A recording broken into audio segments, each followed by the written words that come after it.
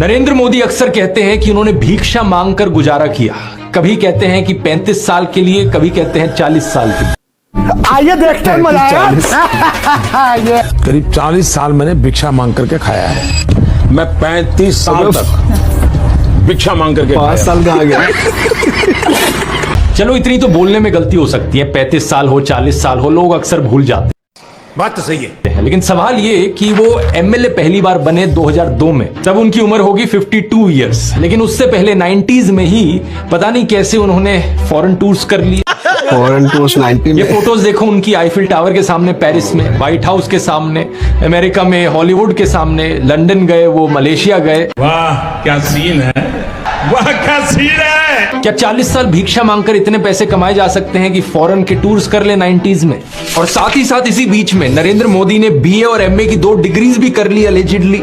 ये कैसे हो गया? इस सज्जन को क्या तकलीफ है भाई? चाय बेचने आप वाला। ही बताओ दोस्तों। साल 1990 में डायकाम मॉडल 1 रिलीज हुआ था, जो कि यूएस में लॉन्च होने वाला भाई। दुनिया का पहला कमर्शियली अवेलेबल डिजिटल कैमरा था। बात तो सही है, लेकिन प्रधानमंत्री मोदी अपने इंटरव्यू में बताते हैं कि उन्होंने पहली बार डिजिटल कैमरा 1987 या 1988 में यूज किया था। क्या बात कर रहे हैं? बताता हूँ, पहले ये देखो। मैंने पहली बार डिजिटल कैमरा का उपयोग किया था 87-88 में शायद। रिलीज होने से पहले।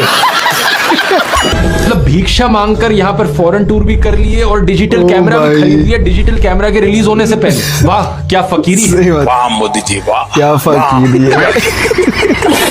अपनी कलम को गिरवी रख चुका एक गीतकार कहता है कि फकीरी है आपके स्वभाव में। स्वभाव में फकीरी है आपके फकीरी तो है आपके।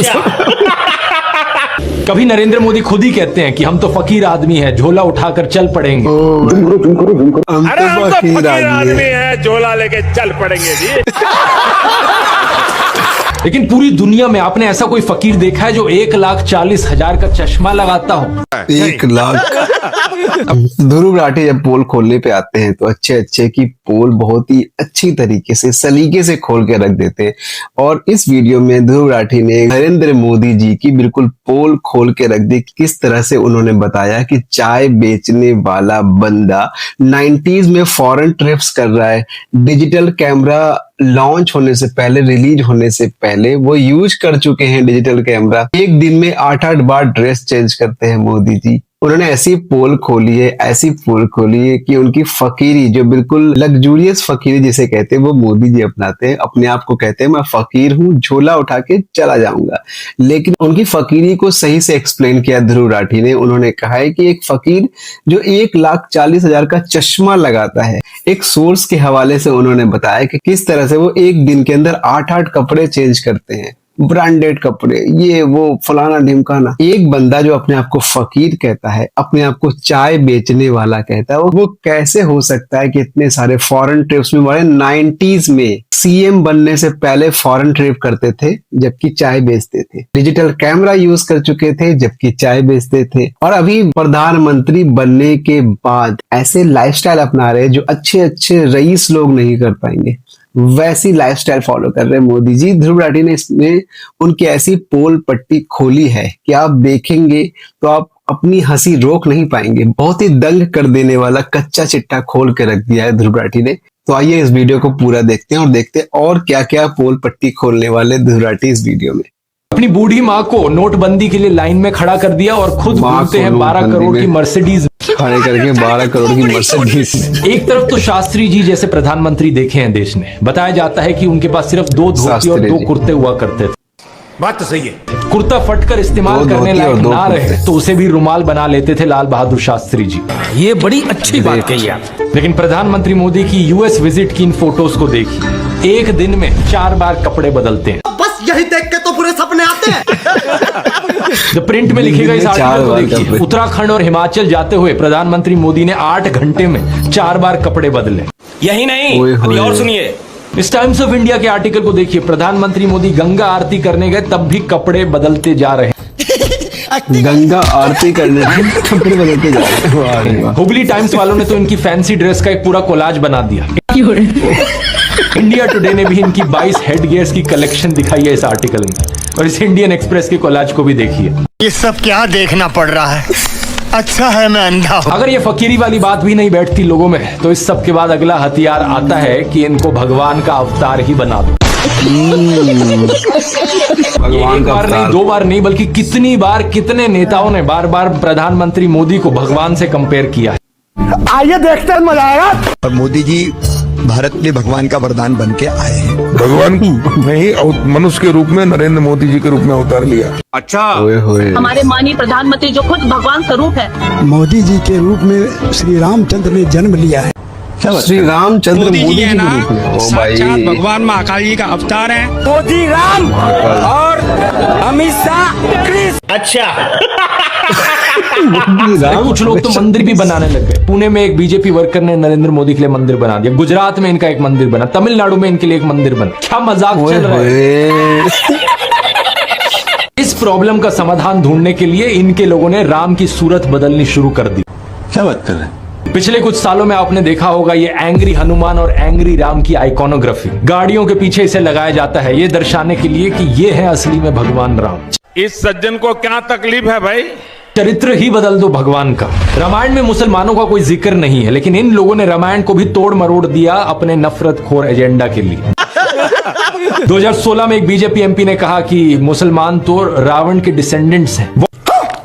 व्हाट्सएप माफिया वालों ने हमारे हिंदू स्क्रिप्चर्स में एक झूठा कोट इंसर्ट कर दिया, धर्म हिंसा तथैव च। जो चीज किसी वेद पुराण में नहीं थी, किसी रामायण महाभारत में नहीं थी, इन्होंने जबरदस्ती अपना ऐड कर रहे हैं यार लोग। बीच में घुसा दिया उसने। ये बड़ी अच्छी बात कही आप। धर्म हिंसा तथा है उच्चव। आपको जान करके आनंद होगा कि ये किसी भी ग्रंथ में कहीं पर भी नहीं लिखा हुआ है। नहीं, ये फिर भी घुसा और रहे। इससे आपके रोंगटे भी खड़े हो जाने चाहिए कि ये कौन सी सेंट्रलाइज्ड कॉन्स्पिरेसी यूनिट है जो इतनी बड़ी बड़ी साजिशें करती है कि जो बात धर्म ग्रंथ में लिखी भी नहीं हुई है उसको संस्कृत में लिख करके उसको चारों तरफ व्हाट्सएप से और दूसरे जरियों से फैला देती। फैलाया जा रहा है यार। बात है सर, क्या बात, ये बात। सच तो ये है दोस्तों कि ये लोग हमारे हिंदू धर्म को ही तोड़ने मरोड़ने लग गए अपने नफरतखोर एजेंडा को फैलाने के लिए।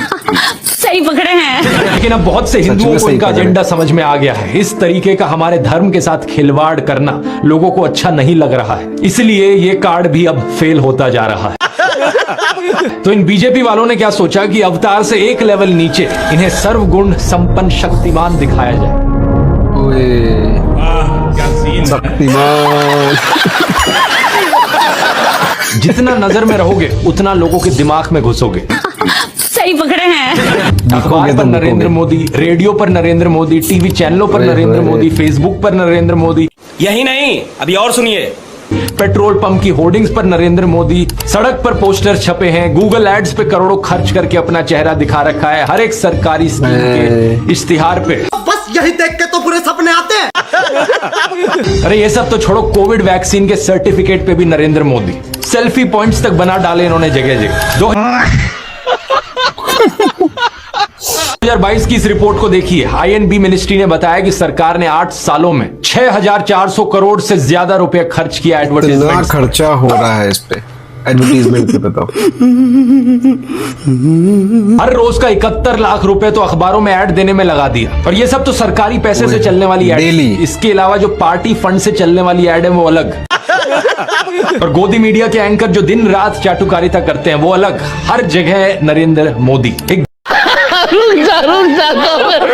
गायक थे जिम मॉरिसन, उन्होंने कहा था कि जो मीडिया को कंट्रोल करता है वो दिमाग को कंट्रोल करता है। सही पकड़े हैं। सही बात अब है। यही हो रहा है कि हर तरफ मोदी का चेहरा देखकर लोग उकता गए हैं। और ये जो वॉर रुकवाने वाली कहानियां हैं, इन पर पूछा जा रहा है कि इतनी ही वॉर रुकवाने वाले यूक्रेन लोग वॉर। मणिपुर की हिंसा क्यों नहीं रुकवा देते। ये बड़ी सही अच्छी बात है। बात कही आप। इलेक्ट्रॉन बॉन्ड का पैसा है, कहीं तो यूज होगा। किसी एक्टर को उठा के बेटी बना देंगे। पापा ने वॉर रुकवा दी, पापा मणिपुर के दंगे क्यों नहीं रुकवाते।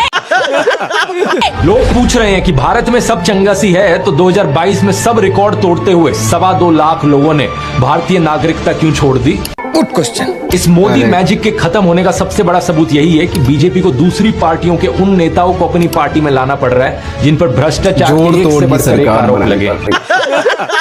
अगर मोदी मैजिक अब सही में बचा होता तो मोदी के नाम से ही चुनाव जीता जा सकता था। सही पकड़े लेकिन नहीं हो रहा हैं। है। इन बाहर के नेताओं को लाने की जरूरत नहीं थी अपनी पार्टी में। ये झूठ, डर और नफरत फैलाने की जरूरत नहीं थी। क्या बात है सर, क्या बात है। व्हाट्सएप पर इनकी आधी अधूरी क्लिप्स तोड़ मरोड़ के दिखाई जाने लगी कि जैसे राहुल गांधी में तो कोई समझ ही नहीं है, वो तो बिल्कुल बेवकूफ इंसान है। ये बड़ी अच्छी बनाया बात जाता कही है, आप। बताया लेकिन जाता है, सच्चाई दिखाया ये है कि पिछले 10 साल में पीएम मोदी ने एक भी प्रेस कॉन्फ्रेंस नहीं करी, कोई अनस्क्रिप्टेड इंटरव्यू नहीं किया। सब जबकि राहुल scripted है। गांधी ने दिल्ली यूनिवर्सिटी से लेकर हार्वर्ड यूनिवर्सिटी तक लेक्चर दिए हैं, लोगों से ढेर सारी हर साल 2 साल अनस्क्रिप्टेड इंटरैक्शंस की हैं। बात तो सही है। नरेंद्र मोदी वही हैं जो नाले से निकलने वाली गैस से चाय बनाने की बात करते हैं। कहते हैं कि पसीने से मुंह पोंछ लेता था तो ग्लो आ जाती थी। कभी ये क्लाइमेट चेंज को डिनाई करते हैं कि गर्मी नहीं बढ़ रही बल्कि हमारी गर्मी सहने की शक्ति कम हो रही है। तो कभी ये बादलों से रेडार का सिग्नल रोकने की बात करते हैं। आइए देखते हैं, मजा आएगा। मैंने कहा इतने क्राउड है, बारिश हो रही है, तो एक बेनिफिट है कि हम राडार से बच सकते हैं। एक तो जानते नहीं है, ऊपर से अहंकार इतना कि अपने अज्ञान का भी एहसास नहीं। एक दफा मोदी दूसरे देश में गए थे, वहां भारत का राष्ट्रीय गान चल रहा था और ये बीच में ही चलने लगे। वाह क्या सीन है। ऐसी गलती किसी से भी हो सकती है, लेकिन बात मैं यहां पर यह बताना चाह रहा हूं कि प्रधानमंत्री मोदी की भी फनी क्लिप्स बहुत सारी हैं। दूसरों को पप्पू बोलने से पहले अपनी क्लिप्स पर नजर डाल। ये बड़ी अच्छी बात कही आप। व्हाट्सएप पर और मोदी मीडिया के जरिए आपको बार बार बताया जाता है कि नरेंद्र मोदी इतने महान हैं क्योंकि उन्होंने देश के लिए अपने परिवार को छोड़ दिया, अपनी पत्नी को छोड़ दिया। पत्नी को छोड़ दिया। देखो वैसे ये एक पर्सनल मामला है, किसी पति पत्नी की आपस में ना बने ये कोई बड़ी चीज नहीं है, बहुत से लोगों के साथ ऐसा सही बात है, नहीं बनती। बात तो सही है। लेकिन यही लोग खुद इस पर्सनल बात को बीच में लाते हैं इसे अचीवमेंट के तौर पर दिखाने के लिए। इसमें अचीवमेंट क्या है? देश के लिए पत्नी को छोड़ दिया, कोई सेंस है इस बात का? पूर्व प्रधानमंत्री लाल बहादुर शास्त्री जी ने तो अपनी पत्नी को नहीं छोड़ा, तो क्या वो देश के लिए काम नहीं कर पाए? इस सज्जन को क्या तकलीफ है भाई? महात्मा देश के लिए ज्योतिबा पत्नी फूले छोड़ की दे। पत्नी सावित्रीबाई फूले के बारे में तो सब जानते हैं। क्या उन्होंने देश के लिए महान काम नहीं किया? बात तो सही है। आपने अगर रामलीला देखी है तो उसमें भी देखा होगा कि कैसे सीता जी ने भी भगवान राम का साथ दिया वनवास में, और राम ने उन्हें वनवास में बचाने के गए ना। लिए क्या क्या नहीं किया। ये बड़ी अच्छी बात कही आप। तो व्हाट्सएप यूनिवर्सिटी की ये कैसी घटिया नारी विरोधी मानसिकता है जहां आप औरत को एक अड़चन की तरह देखते हो, क्या बात है सर, क्या बात है सर। जहां आप पत्नी को छोड़ देने को एक अचीवमेंट की तरह दिखाते हो। और केवल पत्नी ही नहीं बल्कि नरेंद्र मोदी के परिवार को लेकर भी व्हाट्सएप माफिया यही बात फैलाता है। यही नहीं, अभी और सुनिए। अरे औरों की तो छोड़ो, नरेंद्र मोदी खुद इस बात को बार बार दोहराते रहते हैं, कहते हैं कि उन्होंने अपने परिवार को देश के लिए छोड़ दिया। आइए देखते हैं, मजा आएगा। मेरे देशवासियों, मैंने घर, परिवार, सब कुछ देश के लिए छोड़ा है। अच्छा, एक्टिंग है। पंजाब केसरी अखबार ने तो उनकी चरण वंदना करते हुए उनकी तुलना भगवान बुद्ध और महावीर जैन से कर डाली। लेकिन इन लोगों से मैं पूछना चाहता हूं, कभी भगवान बुद्ध ने अपना घर छोड़कर ऐसे बयान दिए क्या? सम्माननीय आदरणीय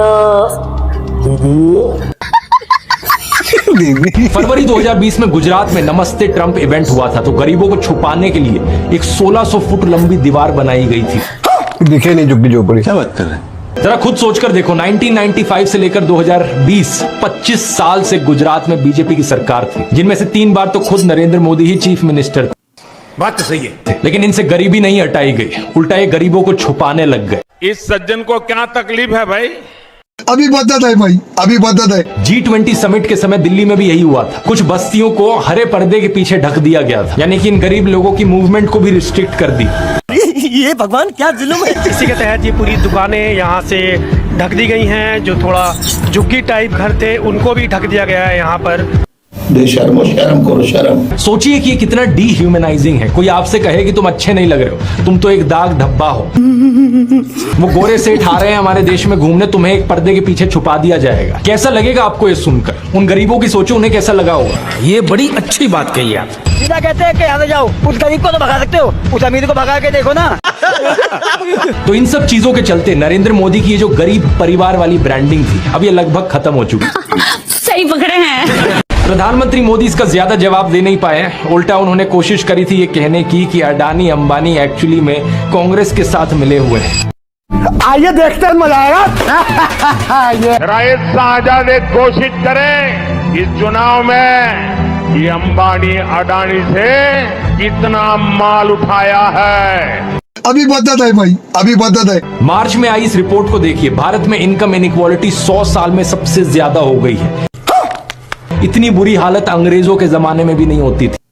बात तो सही है। ऐसे में अगर राहुल गांधी ने संकल्प लिया कि अगले 5 सालों में वो सभी 22 करोड़ गरीब लोगों को गरीबी से निकाल देंगे, तो इसमें क्या गलत किया? ये बड़ी अच्छी बात कही आप। लेकिन पीएम मोदी इस बात पर भी तंज कसने लगे। उनके पास खुद कोई अपना विजन नहीं है। 80 करोड़ लोगों के हाथ में कटोरा पकड़ा दिया और अगले 5 सालों के लिए यही 5 किलो अनाज वाली स्कीम एक्सटेंड कर दी। ना रोजगार का कोई प्लान बताया है, ना महंगाई कंट्रोल कैसे होगी ये बताया, ना गरीबी कैसे हटेगी ये बताया। इस सज्जन को क्या तकलीफ है भाई? और जब राहुल गांधी ने सबके लिए रोजगार की बात करी तो प्रधानमंत्री मोदी उनका मजाक उड़ाने लग गए। जैसे कि नरेंद्र मोदी के बचपन की ये फोटो देखिए। वे 1950 यानी 1950 में पैदा हुए थे। क्या उस समय किसी गरीब परिवार में पैदा हुए बच्चे के पास ऐसे कपड़े होंगे? जरा खुद ही सोचकर देखिए। सूट तक पहन रखे हैं इन्होंने अपनी बचपन की फोटोज में। गरीब बच्चे सज्जन को क्या कहां से देख रहे तकलीफ है भाई? अभी बदत है भाई, अभी बदत है। मैं खुद 1994 में एक मिडिल क्लास फैमिली में पैदा हुआ हूं, लेकिन मेरी तो बचपन की ऐसी कोई फोटो नहीं मिलेगी आपको जिसमें मैंने कोई सूट पहन रखा। और नरेंद्र मोदी अपने आप को गरीब ही नहीं, बहुत गरीब परिवार का बताते हैं। इंडिया टुडे ने इनकी पुराने घर की एक फोटो पब्लिश करी थी। स्क्रीन पर देखिए। बहुत बड़ा घर नहीं है, लेकिन क्या आपको ये 1950s के किसी बहुत गरीब परिवार का घर बहुत छोटा दिखता नहीं है? लग रहा। नहीं। बीजेपी के टिकट पर तो कुत्ता भी खड़ा हो जाए हम जिता देंगे। ये सच है। अगर कुत्ता भी आएगा उसको भी जिताएंगे। ये तो फिर अंधविश्वास नहीं। भक्त हैं, अंधविश्वास नहीं है। हम भक्त हैं। अच्छा। नहीं, महंगाई मेरे हिसाब से कोई ज्यादा नहीं हुई। अब मैं 10 साल से बनियान नहीं पहन रही, देखो आप। वो भगवान है हमारे, हम उनकी पूजा करते हैं। ऐसा हुआ है इमोशनल मैनिपुलेशन और ब्रेन वॉशिंग की वजह से। एक बड़े स्केल पर देश में लोगों का ब्रेन वॉश किया गया है। सही पकड़े हैं। और जो माफिया यहाँ पर ब्रेन वॉश कर रहा है लोगों का, वो 4 डिपार्टमेंट्स पर काम करता है। पहला डिपार्टमेंट लोगों में गर्व और अहंकार भरता है कि आप महान हो क्योंकि आप हिंदू धर्म में पैदा हुए। सही पकड़े हैं। दूसरा डिपार्टमेंट आपको एहसास दिलाता है विक्टिमाइजेशन का, कि सदियों से, 1000 सालों से आपके पूर्वज विक्टिम बनकर रहे थे। यही नहीं, अभी और सुनिए। तीसरा डिपार्टमेंट आपके अंदर डर भरता है कि आपको खतरा है उन लोगों से। और चौथा डिपार्टमेंट यहाँ नरेंद्र मोदी को मसीहा बनाता है कि सिर्फ नरेंद्र मोदी ही यही आपको बचाएंगे बचा आपको। सकते हैं।